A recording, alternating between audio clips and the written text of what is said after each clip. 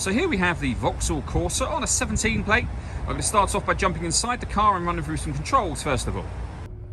Okay, now that we're inside the car, we're going to start with the dials. We have the rev counter on the left-hand side and the speedometer on the right-hand side. In the middle, you can see the total miles for the car. They are 29,547. We then have a digital readout for the speedometer above that. You can change that information by using a button or the indicator stalk for various bits of trip computer information. If we back out to the steering wheel, we then have cruise control and speed limiter available over here, and then stereo and phone controls over on the right hand side. In order that you can use the phone controls, you have to pair them up, or you pair your phone up to the car, and that is done on the touchscreen over in the center. Hit the home screen button and then it becomes touchscreen. We've got the ability to pair our phone. Just hit search device and follow the instructions on screen from there.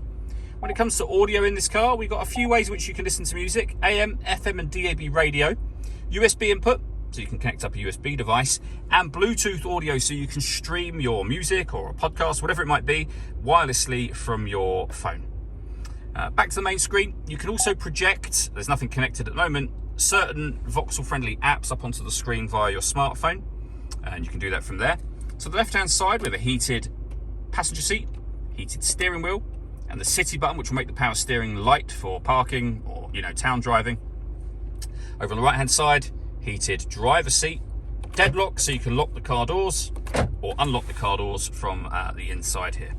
Below that, we then have air conditioning for the car, so you can adjust the fan speed in the middle, temperature over on the left hand side, and direction of the air here. The air conditioning's on at the minute. You can see that little light in the button just there, so you can turn that off, back on again. You can also recirculate the air that's in the car. That's a great way of heating it up or cooling it down quickly depending on the temperature you've set just there.